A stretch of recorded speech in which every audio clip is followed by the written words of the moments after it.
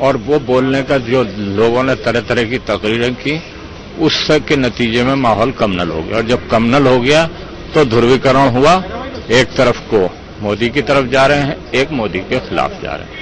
Maybe because of the previous riots that he might have caused, so that is still there in the minds of the public. सब राजनीतिक party खुद की campaign करे, कोई खिलाफ नहीं है, बस सब ये पिन पॉइंट जरूर करेगा। ऑपोजिशन को तो कोई भी गिराना चाहेगा, तो वो भी यही कहेगा सबसे स्ट्रांग ऑपोजिशन तो नरेंद्र मोदी है, तो वो ट्राई यही करेगा, जितना नरेंद्र मोदी को करेंगे उतना ही उनका वोट बैंक बढ़ेगा। और हिंदूवादी छवि और बाकी उनका जो गुजरात के विकास का उन्होंने जो किया है मॉडल तैयार, एक वो उदाहरण है सबके लिए। आज अटक की मुझे आएगी, सब पीएम की खुशी जा रही सबके हाथ में से।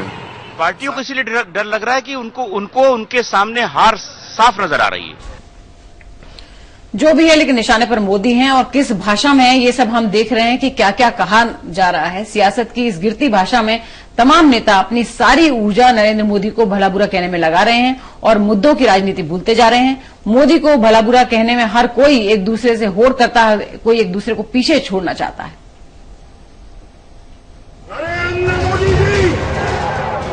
मोदी की तुलना हिटलर, मुसोलिनी और ईदी अमीन जैसे कुख्यात तानाशाहों से की जा रही है। क्या यह सब हताशा का परिचायक नहीं है? क्या नेताओं को दीवार पर लिखी इबारत साफ तौर पर नजर आने लगी है और वो बौखलाहट में शिष्टाचार भी भूल चुके हैं? राजनीतिक संस्कार गुम हो गए हैं और अपशब्द ही आचार संहिता बन गए हैं। इन अपशब्दों से जाहिर है कि चुनावी शिष्टाचार और तमीज नदारत हैं। बड़बोले नेताओं के लिए अराजक बयान ही राजनीति बन चुके हैं। मोदी पर इस सामूहिक हमले का ही परिणाम है कि देश मोदी विरोधियों और मोदी प्रशंसकों में बंटा दिखाई दे रहा है और असल चुनावी मुद्दे गायब हो रहे हैं। मुद्दों की राजनीति करने का दावा करने वाले भी भ्रष्टाचार के मुद्दे को किनारे कर व्यक्ति केंद्रित राजनीति करते नजर आ रहे हैं।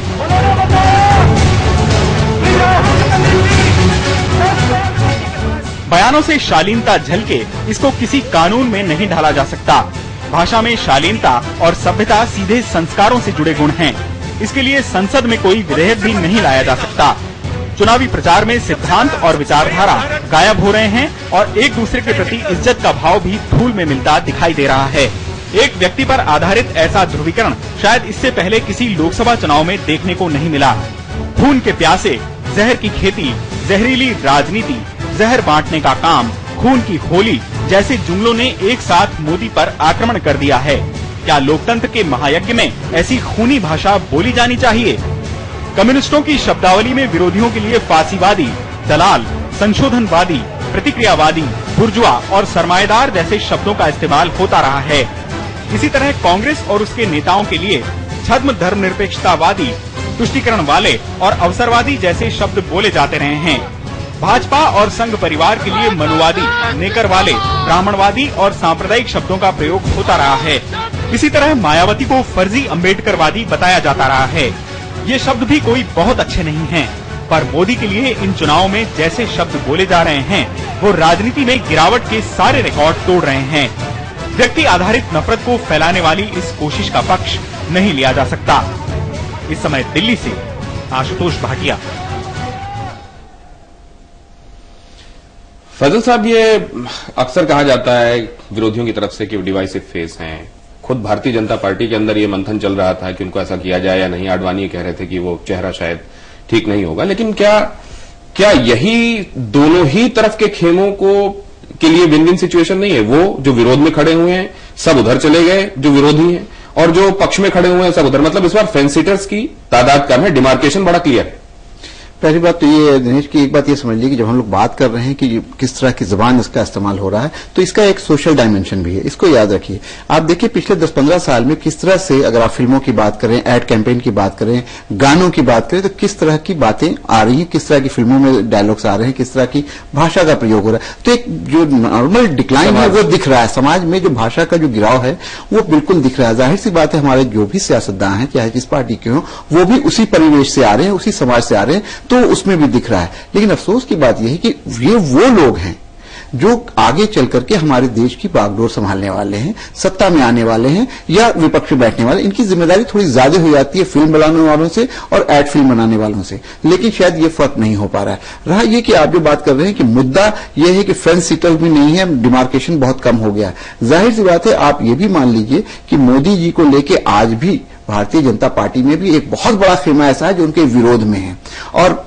खुल के चीजें सामने आई है, लेकिन उसके बावजूद उनके पास भी कोई दूसरा रास्ता नहीं था सिवाय मोदी के।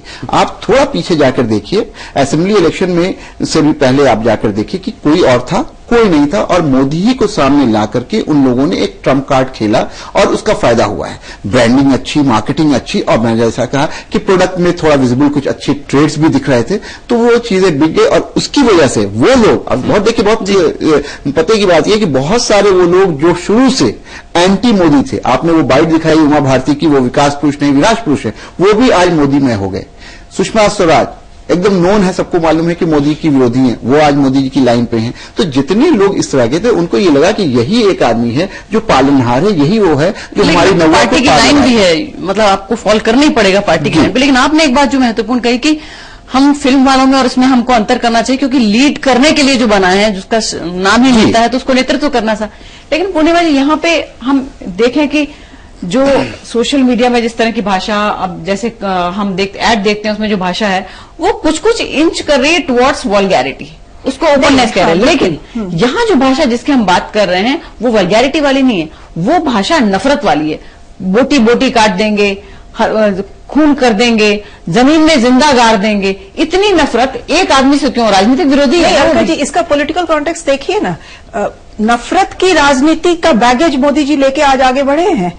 उनके नफरत की राजनीति का परिणाम जो गुजरात में हुआ वो दुनिया ने देखा है। तो उस बैगेज को बाकी जनता इतनी जल्दी अपने से दरकिनार नहीं कर सकती है, तो वो उनका पीछा नहीं छोड़ेगा। वो मेरे ख्याल से वो प्रधानमंत्री शायद बन भी जाए तो भी उनको उस बोझ को लेके ही आगे बढ़ना होगा। और उसी राजनीति का परिणाम ये है कि उनके जो ओपोनेंट्स है वो उनके लिए इस तरह की भाषा का इस्तेमाल कर रहे हैं। दूसरा मैं एक चीज पॉइंट आउट कर दूं, नफरत की जो लैंग्वेज है ये पहली बार हम सिर्फ मोदी जी के लिए नहीं देख रहे हैं। मैंने यूपी पॉलिटिक्स बहुत लंबे समय तक कवर किया है, और मायावती ने जिस वक्त सरकार गिराई थी, कल्याण सिंह और मायावती का वो जो सेपरेशन हुआ था और सरकार गिर गई थी, बीजेपी के वर्कर्स ने लखनऊ में हजरतगंज चौराहे पे ऐसे ऐसे नारे लगाए थे जो हम यहां बैठकर रिपीट नहीं कर सकते हैं, लिटरली अब्यूजिंग हर, कॉलिंग हर नेम्स। तो नफरत की भाषा जब इस तरह की टेम्परेचर, पॉलिटिकल पारा हाई हो जाता है तो पार्टियां करती हैं। तो सिर्फ हम ये कहें कि मोदी के लिए यूज हो रहा है, ये सच्चाई नहीं है। लेकिन ये एक बात में मोदी जी की पार्टी के लोग भी कर रहे हैं दूसरे लोगों के लिए, तो ये एक टू वे ट्रैफिक हो गया है। लेकिन ये नहीं, लेकिन ये जो कहा कि वो